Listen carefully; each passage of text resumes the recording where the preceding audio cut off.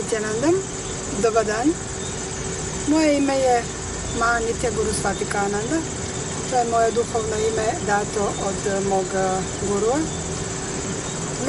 Mnogi me znaju kao Mirjana, međutim to je sada ovo duhovno ime je moje pravo ime.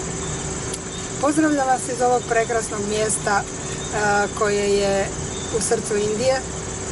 Nalazim se u Indiji i tu sam već 10 mjeseci.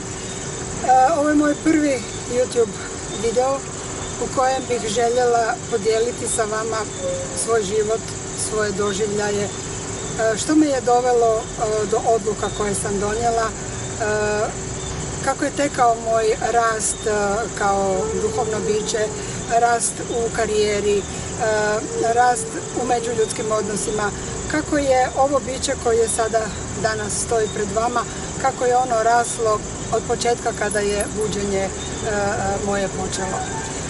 Govorit ću vam o raznim stvarima, o svojim transformacijama, što sam se prošla. Ja sam osoba kao i svi vi. Promjene koje su u mom životu nastale su zadivljujuće, začuđujuće. Dale su mi mnogo snage, dale su mi nekoliko novih života u ovom životu, u ovom tijelu sada. U sljedećim videima govorit ću o svemu tome, o duhovnom rastu, o svom guru, o učenju, o svim ljudima koji me okružuju i o mnogo čemu koje je obogatilo moj život.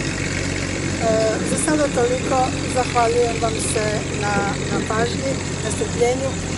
Kad god budete imali bilo koja pitanja, slobodno se možete obratiti, komentirati. Zajedno ćemo proći sve što želite saznati, mogu vam odgovoriti i do sljedećeg viđenja. Hvala lijepo.